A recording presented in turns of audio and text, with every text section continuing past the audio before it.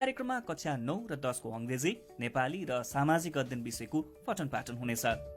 शनिबार बाहेक हरेक दिन दिउँसो 2:15 बजेदेखि 3 बजेसम्म कक्षा 9 र 3:15 बजेदेखि 4 बजेसम्म कक्षा 10 को पठन पाठन हुनेछ।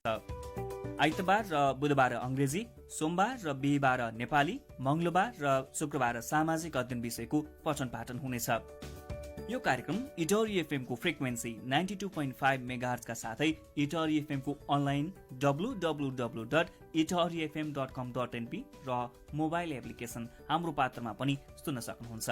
इटरी एफएम को फेसबुक पेज facebook.com/fm इटरीमा पनि हेर्दै पढ्न र केही नबुझे त्यही कमेन्ट लेखेर सोध्न पनि सक्नुहुन्छ।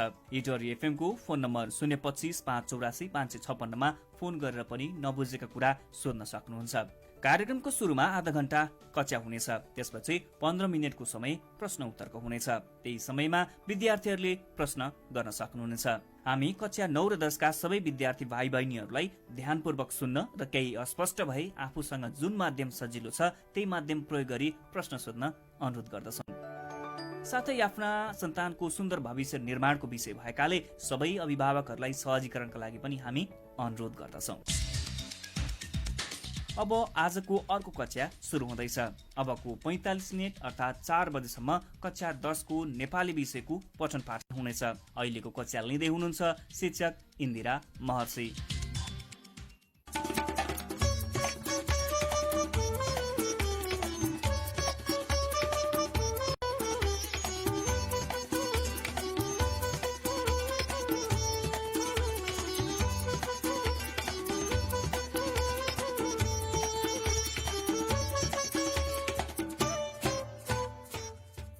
नमस्कार विद्यार्थी भाइ बहिनीहरू, रेडियो स्कुलको आजको 8औं कक्षामा यहाँहरूलाई स्वागत छ।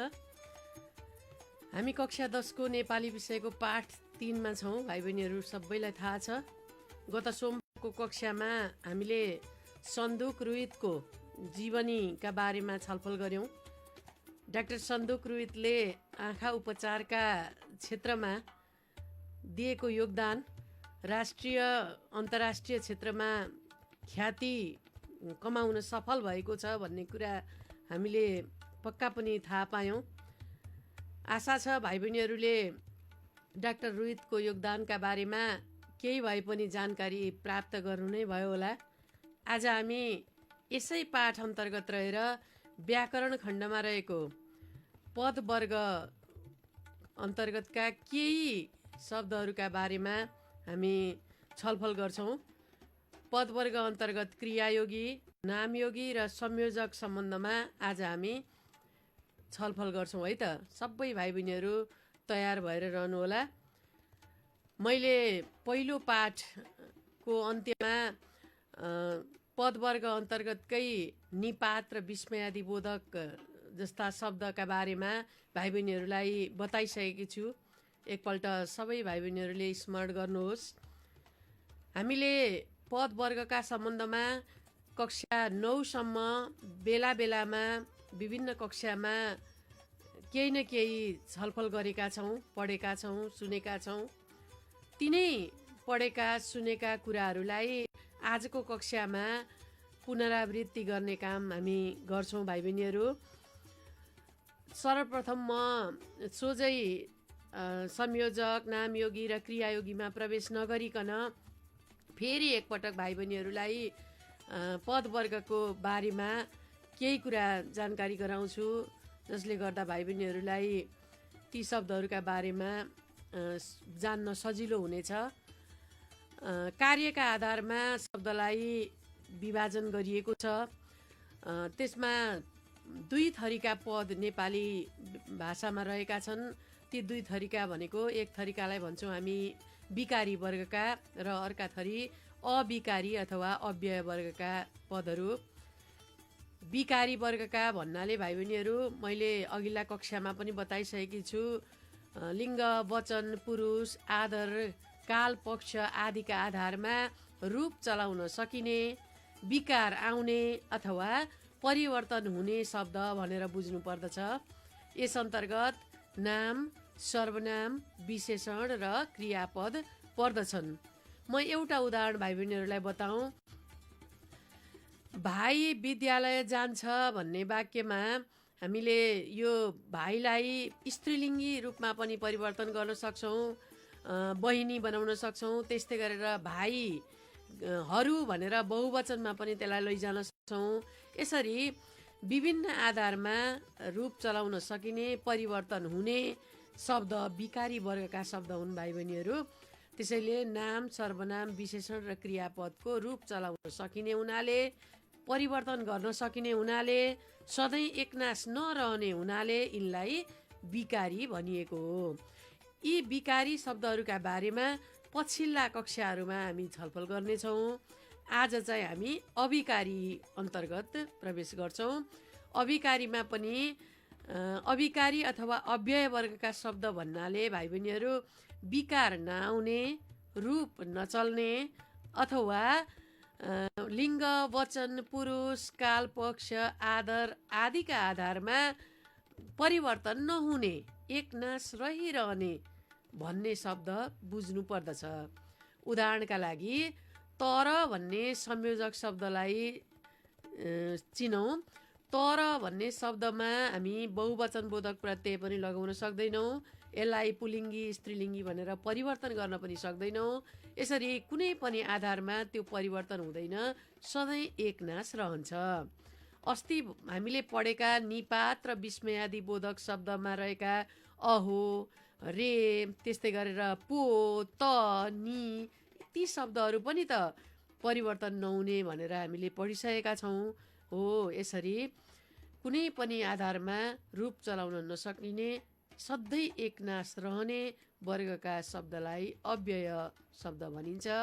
अव्यय अन्तर्गत 5 किसिमका शब्दहरू पर्दछन् भाइ बहिनीहरू, जस अन्तर्गत निपात पर्दछन्, विस्मयादि बोधक, त्यस्तै गरेर क्रियायोगी, अनि नामयोगी, त्यस्तै गरी संयोजक गरेर 5 वर्गका शब्दहरू पर्दछन्। हामीले पहिलो पाठको व्याकरणमा निपात र विस्मयादि बोधकलाई चिनिसकेका छौँ। अब बाँकी रहेका क्रियायोगी, संयोजक र नामयोगीलाई हामी यस पाठमा छलफल गर्नेछौँ, चिन्ने कोसिस गर्नेछौँ। म अब भाइ बहिनीहरूलाई सर्वप्रथम क्रियायोगीका बारेमा बताउँछु। क्रियायोगीलाई क्रिया विशेषण भनेर पनि चिन्न सकिन्छ। क्रियायोगी के हो भन्ने सन्दर्भमा म एउटा उदाहरण भाइ बहिनीहरूलाई पस्किन्छु। त्यो उदाहरणका आधारमा क्रियायोगीलाई चिन्ने काम गरौँ है त। अहिले म काठमाडौँ फर्केको छु। यस वाक्यमा राम्रोसँग सुन्नुहोस्। अहिले म काठमाडौँ फर्केको छु। कहिले फर्केको छु को जवाफ के छ भाइ बहिनीहरू? पक्कै पनि यहाँ अहिले छ। भनेपछि यो क्रियायोगीलाई कहिले, कति, कसरी जस्ता प्रश्न गर्दा आउने जवाफ क्रियापदलाई भाइ बहिनीहरू, क्रियापदलाई कहिले, कसरी जस्ता प्रश्न गर्दा आउने जवाफ नै क्रियायोगी अथवा क्रिया विशेषण हुन्। अब क्रिया विशेषणलाई अझै चिनाउन म यसलाई स्पष्ट पार्न कोसिस गर्छु। क्रियापदले काम भएको जनाउँछ। त्यो काम भएको स्थान, समय, तरिका भनेको रीति भाइ बहिनीहरू, मात्रा अथवा परिमाण र कारण जनाउने अविकारी वर्गको अथवा अव्यय वर्गको शब्द नै क्रियायोगी हो। यसरी हामीले क्रियायोगी भन्नाले क्रिया व्यापार भएको स्थान, ठाउँ, कहिले भयो भन्ने जनाउने समय, कसरी भयो भन्ने जनाउने तरिका, कति भयो मात्रा वा परिमाण र कारण जनाउने शब्द हो भनेर हामीले बुझ्नुपर्छ भाइ बहिनीहरू। अब क्रियायोगीका पनि केही प्रकारहरू छन्। मैले अघि नै भने क्रियापदलाई विभिन्न प्रश्न गर्दा आउने जवाफ क्रियायोगी हुन्। जस्तै स्थानवाचक क्रियायोगी। अघि भर्खरै हामीले परिभाषामा भन्यौँ, अवधारणामा भन्यौँ, काम भएको स्थानलाई पनि क्रियायोगीले जनाउँछ। भनेपछि क्रियापदसँग कहाँ भनेर प्रश्न गर्दा जे जवाफ आउँछ त्यो नै स्थानवाचक क्रियायोगी हो। यसका उदाहरणहरू म केही यहाँ बताउँछु, ध्यान दिएर सुन्नुहोस् भाइ बहिनीहरू। स्थानवाचक क्रियायोगी अन्तर्गत माथि, तल, भित्र, बाहिर, यता, उता, पारी, वारी आदि पर्दछन्। ऊ भित्र गयो, कहाँ गयो भनेर प्रश्न गर्दा के छ जवाफ भाइ बहिनीहरू? पक्कै पनि भित्र गयो भन्ने जवाफ आउँछ। त्यो भित्र के रहेछ? स्थानवाचक क्रियायोगी। त्यस्तै गरेर अर्को थरी क्रियायोगीको प्रकार भनेको समयवाचक, समय जनाउने। क्रियापदलाई कहिले भनेर प्रश्न गर्दाखेरि जे जवाफ आउँछ त्यो चाहिँ समयवाचक क्रियायोगी हो भनेर हामीले चिन्नुपर्छ भाइ बहिनीहरू। यस अन्तर्गत अहिले, भरे, राति, पर्सि, आज, भोलि, पोहोर, आगौँ इत्यादि क्रियायोगीहरू समयवाचक क्रियायोगी हुन्। म अहिले रेडियो स्कुलमा पढाउँदैछु। कहिलेको जवाफ के छ भाइ बहिनीहरू? यहाँ पक्कै पनि अहिले छ। हामी अहिले रेडियो स्कुल सुन्दैछौँ। कहिलेको जवाफ अहिले। गए राति पानी पर्यो। कहिले? राति। यसरी क्रियापदलाई कहिले भनेर प्रश्न गर्दा आउने जवाफ भएकाले यी समयवाचक क्रियायोगीहरू हुन् भाइ बहिनीहरू। त्यस्तै गरेर क्रियायोगीको अर्को प्रकार हुन्छ रीति अथवा तरिकावाचक क्रियायोगी। कसरी भनेर क्रियापदलाई प्रश्न गर्दाखेरि जवाफ आउने शब्द रीतिवाचक अथवा तरिका बुझाउने क्रियायोगी हो। जस्तै सरासर, यसरी, त्यसरी, बिस्तारै, थ्याच्च, थचक्क, जुरुक्क, फटाफट, प्याट्ट, भुर्र। एउटा उदाहरण, चरो भुर्र उड्यो। कसरी उड्यो? भुर्र उड्यो। पङ्खा फनफनी घुम्यो। कसरी घुम्यो? फनफनी।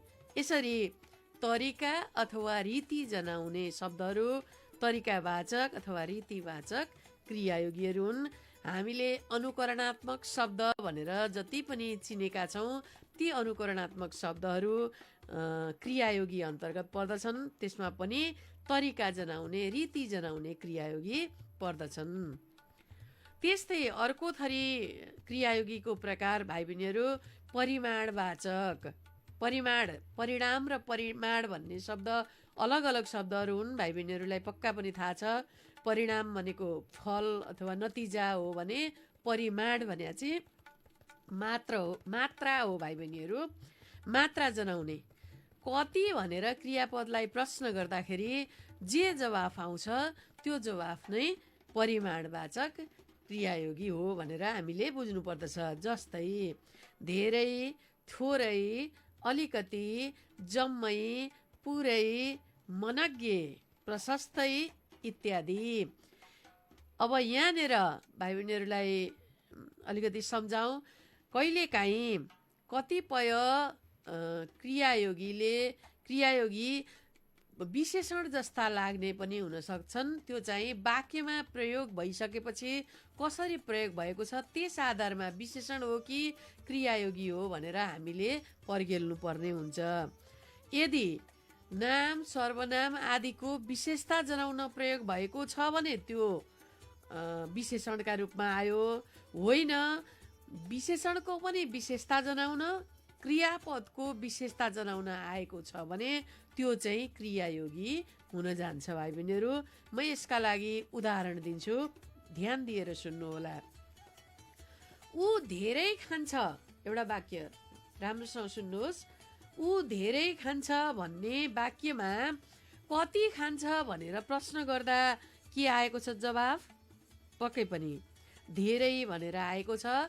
यो क्रियापदको विशेषता जनाउने भएकाले क्रियायोगीका रूपमा आयो। तर अर्को वाक्य सुन्नुहोस्। ऊ धेरै भात खान्छ।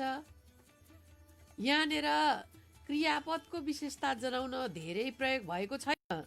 भातको विशेषता जनाउन कति भात भन्दा धेरै भात भनेर भात नामको विशेषता जनाउने भएकाले यो धेरै चाहिँ विशेषण हो। त्यसैले भाइ बहिनीहरू कतिपय क्रियायोगीले विशेषणको पनि काम गर्छन्, विशेषण जस्ता लाग्ने शब्दले क्रियायोगीको काम पनि गर्छन्। त्यो चाहिँ वाक्यमा कसरी प्रयोग भएको छ त्यो हेरेर मात्रै प्रष्ट हुनुपर्छ भाइ बहिनीहरू। अब त्यस्तै अर्को एउटा उदाहरण मैले दिएँ। भान्सेले धेरै तरकारी पकायो। कति तरकारीको जवाफ के छ भाइ बहिनीहरू? धेरै। यो धेरै विशेषणका रूपमा प्रयोग भएको छ। त्यस्तै अर्को वाक्य हेर्नुहोस्, भान्सेले धेरै मिठो तरकारी पकायो। यहाँ अब हेर्नुहोस्, मिठो भन्ने विशेषण शब्दको पनि विशेषता जनाउन कति मिठो भन्दा धेरै मिठो भनेर धेरै प्रयोग भएको छ। यो चाहिँ विशेषणको पनि विशेषता जनाउने भएकाले धेरै यहाँको चाहिँ क्रिया विशेषण हुन जान्छ।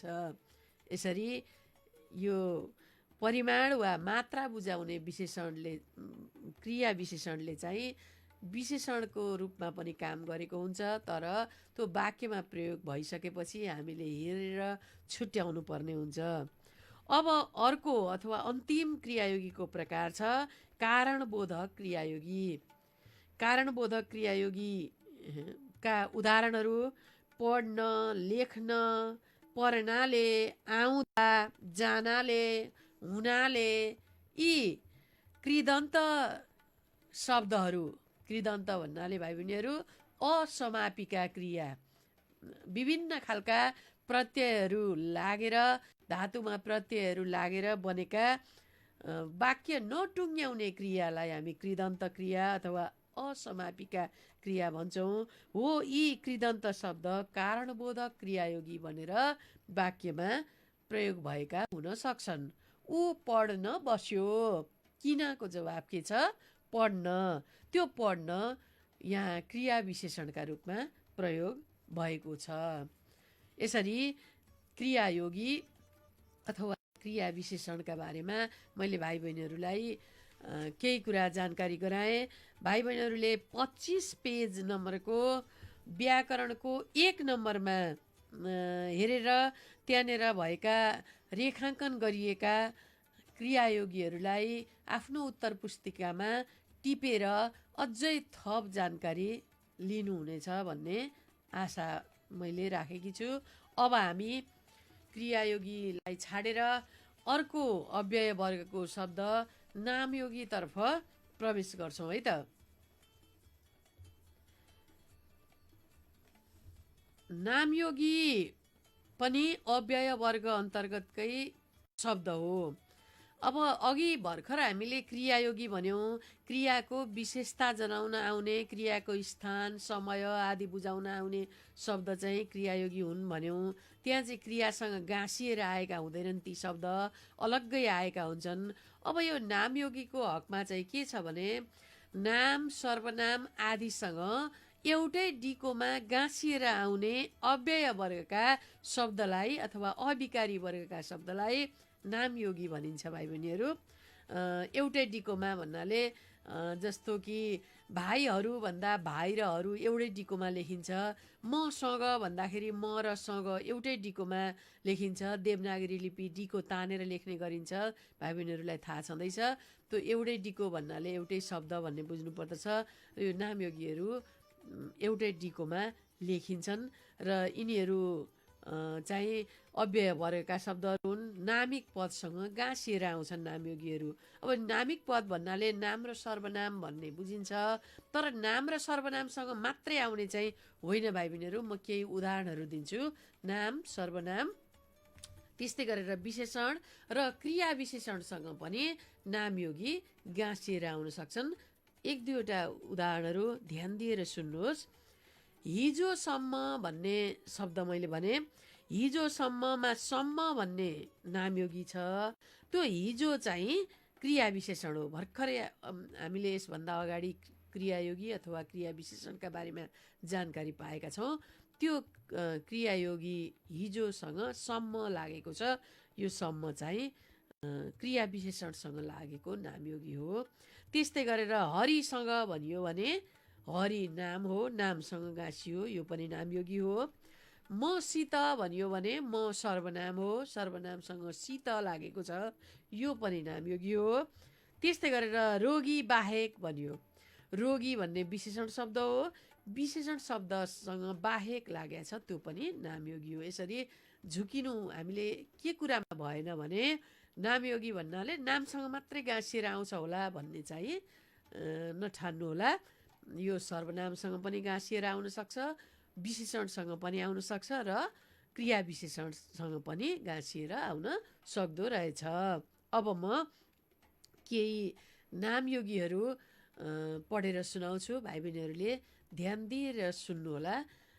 जस्तै कि सँग, सित, सहित, समेत, बिना, बाहेक, बेगर, अघि, पछि, वारी, पारी, पर, भन्दा, चाहिँ, सम्म, भित्र, बाहिर, प्रति, माथि, बमोजिम, सामु, त्यस्तै गरेर पल्ट, पटक, नेर, अनुसार, बापत, पर्यन्त, खेर, बित्तिकै, जस्तो, जस्ता, साथ, पछाडि, अगाडि, उपरान्त इत्यादि नामयोगी शब्दहरू हुन्। अब केही वाक्यहरू पनि मैले भाइ बहिनीहरूलाई राखेँ। मसित 5 रुपियाँ छ। यहाँ हेर्नुहोस् त, सित भन्ने नामयोगी म सर्वनामसँग गाँसिएर आएको छ, त्यो सित नामयोगी हो। घरभित्र धारो छ। भित्र भन्ने नामयोगी घर भन्ने नाम शब्दसँग गाँसिएर आएको छ, त्यो नामयोगी हो। हामीले काम अनुसारको भुक्तानी पाउनु पर्दछ। काम भन्ने नाम शब्दसँग अनुसार नामयोगीको प्रयोग भएको छ। यो यसरी नाम, सर्वनाम, विशेषण, क्रिया विशेषण आदिसँग गाँसिएर आउने अव्यय वर्गको शब्दलाई हामी नामयोगी भन्दछौँ। अब एउटा कुरा भाइ बहिनीहरूले यहाँ पनि के ख्याल गर्नुपर्छ भने मैले अघि नै क्रियायोगी पढाउँदा पनि भनिसकेँ, कहिलेकाहीँ नामयोगीले क्रियायोगीको काम पनि गरेको हुनसक्छ, अथवा उस्तै नामयोगी र क्रियायोगी दुइटैमा पर्न सक्ने शब्दहरू छन् जो चाहिँ वाक्यमा प्रयोग भइसकेपछि मात्रै हामीले फरक छुट्याउनु पर्ने हुन्छ। के काम गरेको छ, त्यसले नामयोगीको काम गरेछ कि क्रियायोगीको काम गरेछ, त्यो कुरा ख्याल गर्नुपर्ने हुन्छ हामीले। जस्तै उदाहरणको लागि हेरौँ,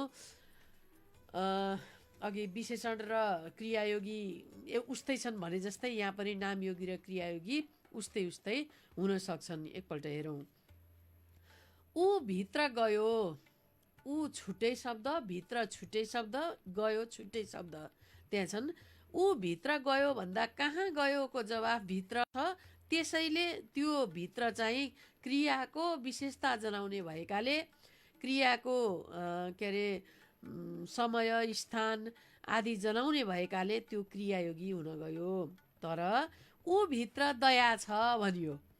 ऊ भित्र भनेर सर्वनामसँग गाँसिएर आयो भित्र भने चाहिँ त्यो भित्र नामयोगीका रूपमा प्रयोग भयो। यसरी नामिक पदसँग गाँसिएर आएको छ कि क्रियाको विशेषता जनाउन आएको छ, त्यो चाहिँ भाइ बहिनीहरूले राम्रोसँग ख्याल गर्नुपर्ने हुन्छ। त्यस्तै गरेर अर्को पनि एउटा उदाहरण हेरौँ। तिमी बाहिर जाऊ। कहाँ जाऊको जवाफ के छ भाइ बहिनीहरू? बाहिर भनेपछि यो क्रियालाई प्रश्न गर्दा आउने जवाफ भयो, क्रियाको विशेषता जनाउने शब्द भयो, त्यसैले यो क्रियायोगी हो। तर तिमी घर बाहिर जाऊ भनियो, घरसँग बाहिर शब्द चाहिँ जोडिएर आयो, त्यसैले यो नामसँग गाँसिएकाले यो बाहिर चाहिँ नामयोगी हुन गयो। यसरी कहिलेकाहीँ वाक्यमा शब्दले गरेको कामका आधारमा हामीले नामयोगी हो कि क्रियायोगी हो छुट्याउनु पर्ने शब्दहरू पनि केही छन् भाइ बहिनीहरू। अब मैले नामयोगीका बारेमा भाइ बहिनीहरूलाई बताएँ। फेरि 25 पेजमा हेर्नुहोस् एकपल्ट 2 नम्बरमा म 1-2वटा वाक्य पढेर पनि सुनाउँछु। त्यहाँ रेखाङ्कन गरिएका नामयोगी शब्दहरू भाइ बहिनीहरूले आफ्नो उत्तर पुस्तिकामा टिपोट गर्न चाहिँ नबिर्सनुहोला। रमासँग यात्रा गर्दा मलाई असाध्यै रमाइलो लाग्छ। यहाँ रमा भन्ने नामसँग सँग जोडिएको छ। यो सँग चाहिँ के हो भाइ बहिनीहरू? पक्कै पनि नामयोगी हो। उनीभित्र ज्ञानको सागर छ। उनी भन्ने सर्वनामसँग भित्र गाँसिएको छ। त्यो भित्र के हो भाइ बहिनीहरू? नामयोगी हो। यहाँ रेखाङ्कन गरिएका जति पनि छन् ती सबै नामयोगीहरू हुन् भाइ बहिनीहरू। तिनलाई टिपोट गर्ने काम गर्नुहोला। अब हामी अव्यय वर्गकै तेस्रो शब्दमा प्रवेश गर्छौँ। त्यो हो संयोजक। संयोजकका बारेमा अब हामी छलफल गर्छौँ। संयोजक, योजक भनेको जोड्ने काम गर्ने भन्ने बुझ्नुपर्छ। 2 वा सोभन्दा बढी शब्द, पदावली र वाक्यलाई जोड्ने अभिकारी वा अव्यय वर्गको शब्द के हो भाइ बहिनीहरू? संयोजक हो। यसले केलाई जोड्दो रहेछ भन्दा 2 वा सोभन्दा बढी शब्दलाई जोड्दो रहेछ, पदावलीलाई जोड्दो रहेछ, त्यस्तै गरेर वाक्यलाई जोड्ने काम गर्दछ। संयोजक अन्तर्गत र, अनि, पनि, तर, वा, अथवा, तापनि, भने, भन्ने, जहिले तहिले, जहाँ तहाँ, जसरी तसरी, जब तब जस्ता शब्दहरू पर्दछन्। अब संयोजक पनि 2 थरीका हुन्छन् भाइ बहिनीहरू। एक थरीका संयोजकलाई भन्छौँ हामी सापेक्ष संयोजक, अर्का थरी संयोजकलाई भन्छौँ निरपेक्ष संयोजक। सापेक्ष संयोजक भन्नाले भाइ बहिनीहरू मिश्र वाक्य 3 थरीका छन्। हामी त्यो वाक्यका प्रकारमा पछि पढ्ने नै छौँ। ती 3 थरीका वाक्यमध्ये मिश्र वाक्यमा चाहिँ एउटा प्रमुख वाक्य अनि अरू चाहिँ आश्रित वाक्यहरू रहेका हुन्छन्। तिनलाई जोड्नका लागि प्रयोग गरिने संयोजकलाई भन्छौँ हामी सापेक्ष संयोजक। सापेक्ष संयोजकले जोड्दा 2 वाक्यका बीचमा सम्बन्ध स्थापित हुन्छ। यिनीहरू छुट्टा छुट्टै स्वतन्त्र वाक्य होइनन्। एउटा मात्रै स्वतन्त्र वाक्य हुन्छ, अरू चाहिँ आश्रित वाक्यहरू यहाँनिर आएका हुन्छन्। र यो यस्ता सापेक्ष संयोजकहरू भन्नाले जब तब, जसरी त्यसरी, भने जस्ता संयोजकहरू चाहिँ सापेक्ष संयोजकभित्र पर्दछन् भाइ बहिनीहरू। यस्ता संयोजक प्रयोग गरेर म 1-2वटा वाक्य भाइ बहिनीहरूलाई बताउँछु, ध्यान दिएर सुन्नुहोला। जब पानी पर्छ तब बाली सप्रन्छ। यहाँ पानी पर्छ र बाली सप्रन्छ भन्ने 2वटा वाक्यलाई जब तबले जोडेको छ। त्यसैले जब तब सापेक्ष संयोजक हो। त्यस्तै जहाँ रवि पुग्दैनन् त्यहाँ कवि पुग्छन्। यहाँ जहाँ र त्यहाँको प्रयोग गरेर 2वटा वाक्यलाई जोडिएको छ। यो सापेक्ष संयोजकका रूपमा यसलाई हामीले लिनुपर्छ। देवकोटालाई महाकवि भनी सबैले भन्ने गर्छन्। यहाँ भनीले जोडिएको छ। यसरी हामी सापेक्ष संयोजकहरूको प्रयोग गरेर मिश्र वाक्य, खास गरी मिश्र वाक्यमा चाहिँ सापेक्ष संयोजकको प्रयोग गरिएको हुन्छ। एउटा मुख्य वाक्य अर्को आश्रित वाक्यलाई जोड्ने काम सापेक्ष संयोजकले गरेका हुन्छन् भाइ बहिनीहरू। अब लागौँ निरपेक्ष संयोजक। निरपेक्ष संयोजक भनेको त्यस्तो संयोजक हो जसले चाहिँ स्वतन्त्र अर्थ भएका फरक फरक वाक्यलाई जोड्ने काम गर्दछ।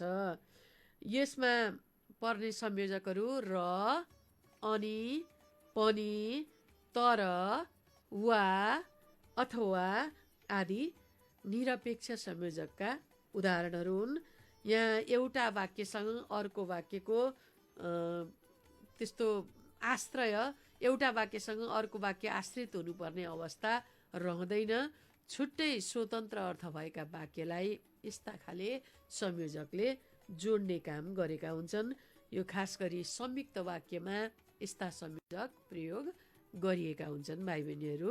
अब म एक दुईवटा यस्ता संयोजक, निरपेक्ष संयोजक प्रयोग गरिएका वाक्यहरू भन्छु, भाइ बहिनीहरूले ध्यान दिएर सुन्नुहोला।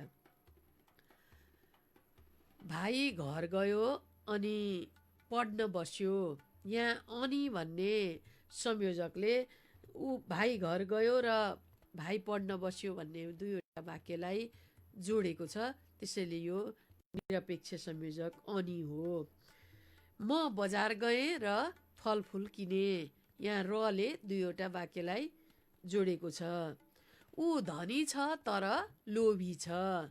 दुईवटा फरक फरक वाक्यलाई तर भन्ने निरपेक्ष संयोजकले जोडेको छ। त्यसैले यस्ता संयोजकहरू सापेक्ष र निरपेक्ष गरी दुई थरीका हुँदा रहेछन् भन्ने कुरा भाइ बहिनीहरूले बुझ्नुपर्ने हुन्छ। अब हामी फेरि पाठतिरै लागौँ। पाठको पेज नम्बर 25मा 3 नम्बरमा हेर्नुहोस्। त्यहाँनिर पनि संयोजकमा रेखाङ्कन गरिएको छ। ती संयोजकहरू भाइ बहिनीहरूले टिप्ने काम गर्नुहोला। एउटा वाक्य म पढेर सुनाउँछु यहाँको पनि। हामी कर्णाली अञ्चलको रारा तालको भ्रमणमा निस्कियौँ र प्राकृतिक सौन्दर्यको चरम आनन्द लियौँ। यहाँ दुईटा फरक फरक वाक्यलाई र भन्ने संयोजकले जोडेको छ। यो र संयोजक हो। हामीले परीक्षामा संयोजकका प्रकार, क्रियायोगीका प्रकार लेख्नुपर्ने चाहिँ होइन भाइ बहिनीहरू। त्यहाँ चाहिँ हामीलाई पदवर्ग छुट्याउन सोधिएको छ भने कुन हो त्यो संयोजक हो कि निपात हो कि विस्मयादिबोधक हो कि क्रियायोगी हो कि के हो ख्याल गरेर लेख्नुपर्ने हुन्छ। तर अरू नै सन्दर्भमा हामीले यसमा प्रवेश गरिसकेपछि यसका प्रकारका बारेमा पनि जानकारी राख्नु चाहिँ उपयुक्त हुन्छ। अब म भाइ बहिनीहरूलाई पेज नम्बर 26को 4 नम्बरमा लिएर जान्छु। यहाँनिर हामीलाई एउटा काम गर्न भनिएको छ। त्यहाँ केही शब्दहरू दिएको छ। ती शब्दहरू चाहिँ कुनै क्रियायोगी हुन्, कुनै चाहिँ नामयोगी हुन्, कुनै चाहिँ संयोजक हुन्। ती शब्दहरू एकमुष्ट यहाँ दिएको छ। त्यो दिएका शब्दलाई यहाँ तल तालिका बनाइएको छ, भाइ बहिनीहरूले हेर्न सक्नुहुन्छ। क्रियायोगी भनिएको छ, नामयोगी भनिएको छ अनि संयोजक भनिएको छ।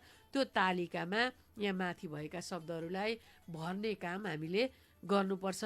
एकपटक म यिनलाई पढेर सुनाउँछु। भाइ बहिनीहरू पनि सोच्दै गर्नुहोला कुन वर्ग अन्तर्गत कुन शब्द पर्दछन् भन्ने कुरा, र म पनि भाइ बहिनीहरूलाई त्यो तालिका प्रस्तुत गर्नेछु। एकपल्ट सुनौँ है त। यहाँ दिएका शब्दहरू वर, पर, तल, सित, सँग, पर्यन्त, र, अनि, अनुसार, त्यसैले, माथि, ढकमक्क, चिटिक्क, चिटचिट, पढ्न, पढेर, हिजो, निम्ति, आज, भोलि, वा, अथवा, तर, तापनि, भने, भन्ने, गुनगुन, सम्म, साथ, भरि, तिर, प्रति, कि, किनकि, भित्र, पहिले, अहिले, गरेकाले, चसचस, चम्किए। यी शब्दहरू यहाँ दिएको छ। अब यिनलाई क्रियायोगीमा पर्ने के हुन्, नामयोगीमा के पर्छन् र संयोजकमा के पर्छन् भन्ने कुरा सम्झँदै गर्नुहोस्। म पनि भाइ बहिनीहरूलाई यसको तालिका प्रस्तुत गर्ने नै छु।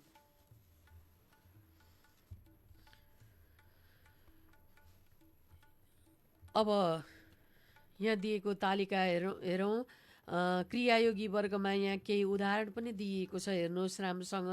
वर, पर, तल जस्ता 3वटा क्रियायोगी शब्द उदाहरणका लागि यहाँ दिएको पनि छ। अब ती माथि अघि भर्खर भनिएका त्यो सूचीबाट अरू क्रियायोगी शब्द के हुन् त? पक्कै पनि भाइ बहिनीहरूले पनि सोचिसक्नु भएको छ।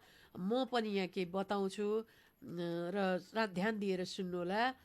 वर, पर, तल, माथि, ढकमक्क, चिटिक्क, चिटचिट, पढ्न, पढेर, हिजो, आज, निम्ति, भोलि, गुनगुन, अहिले, पहिले, गरेकाले, चसचस यी शब्दहरू चाहिँ क्रियायोगी अथवा क्रिया विशेषण अन्तर्गत पर्दछन् भाइ बहिनीहरू। यिनले क्रियाको स्थानलाई जनाउँछन्, कुनैले समयलाई जनाउँछन्, कुनैले कारण बुझाउँछन्, कुनैले परिमाण अथवा मात्रालाई जनाउँछन् भने कुनैले रीतिलाई बुझाउँछन्। त्यसैले यी चाहिँ क्रियायोगी अन्तर्गत समेटिन्छन् भाइ बहिनीहरू। अब नामयोगीको तालिकामा जाउँ। भाइ बहिनीहरूले पनि पक्कै पनि स्मरण सम्झिसक्नु भएको छ कुन कुन पर्छन् भनेर। यहाँनिर 3टा उदाहरण दिएको छ। शीत, सँग, पर्यन्त नामिक पदसँग गाँसिएर आउने शब्दहरू अरू के होलान् थप्दै जाउँ। अनुसार, सम्म, साथ, भरि, प्रति, तिर, भित्र यसरी नामिक पदसँग एउटै डिकोमा आउने यी शब्दहरू चाहिँ नामयोगी भित्र पर्दछन्। त्यस्तै गरेर संयोजक भन्ने अर्को तालिकामा हेरौँ। संयोजकमा यहाँ 3वटा यी दिएको छ, र, अनि, त्यसैले यिनले वाक्यलाई जोड्छन्, यिनले शब्दलाई जोड्छन्, यिनले पदावलीलाई जोड्छन् भन्ने कुरा मैले अघि नै बताइसकेकी छु। अब अरू थप्दै जाउँ। र, अनि, त्यसैले, वा, कि, अथवा, तर, तापनि, भने, भन्ने यी संयोजकहरू हुन्। यहाँ पनि सापेक्ष र निरपेक्ष गरी दुवै थरीका संयोजकहरू प्रयोग गरिएका छन् भाइ बहिनीहरू। मैले आज भाइ बहिनीहरूलाई जम्मा 3वटा अभिकारी अथवा अव्यय वर्ग अन्तर्गतका 3वटा शब्दका बारेमा जानकारी गराएँ। एकपटक फेरि स्मरण गर्ने कोसिस गर्नुहोस्। हामीले क्रियायोगीका बारेमा छलफल गऱ्यौँ, त्यस्तै गरेर संयोजकका बारेमा छलफल गऱ्यौँ र नामयोगीका बारेमा छलफल गऱ्यौँ। क्रियायोगी भन्नाले क्रियाको स्थान, समय, रीति, तरिका आदि बुझाउने शब्द भन्ने बुझियो। त्यस्तै गरेर नामयोगी भन्नाले नामिक पद, नाम, सर्वनाम, विशेषण, क्रिया विशेषण आदिसँग एउटै डिकोमा आउने पद भनेर हामीले चिन्यौँ। र अन्त्यमा संयोजक चाहिँ शब्द, पदावली अथवा वाक्यलाई जोड्ने काम चाहिँ संयोजकले गर्दछन् भन्ने कुरा हेऱ्यौँ। भाइ बहिनीहरूले अरू अभ्यासहरू पनि पाठमा भएका, त्यस्तै गरेर प्रश्नपत्रहरूमा भएका अभ्यासहरू घरमै बसेर गर्दै गर्नुहोला। आज हामी लगभग कक्षाको अन्त्यतिर आइपुगिसकेका छौँ।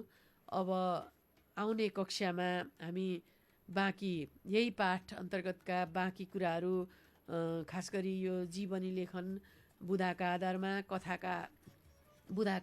कथा लेखन आदि छलफल गर्नेछौँ। आज यतिन्जेल सुनिदिनु भयो, त्यसका लागि धन्यवाद। हवस् त।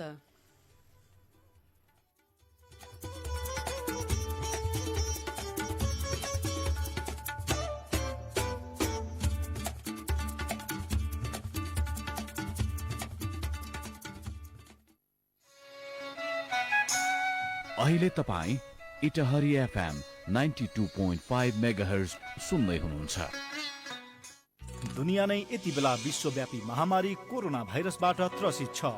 यस विषम परिस्थितिको सामना गर्न हामी तपाईको स्वस्थ जीवनको कामना गर्दछौँ। सुरक्षित रूपमा घरमै बसौं, भोलिको सुनौलो दिन प्रति आशावादी बनाऊ, आफ्नो आत्मबल बलियो राखौं। परिस्थितिलाई मध्यनजर गर्दै कम खर्च र बढी बचत गर्ने बानी बसालौं।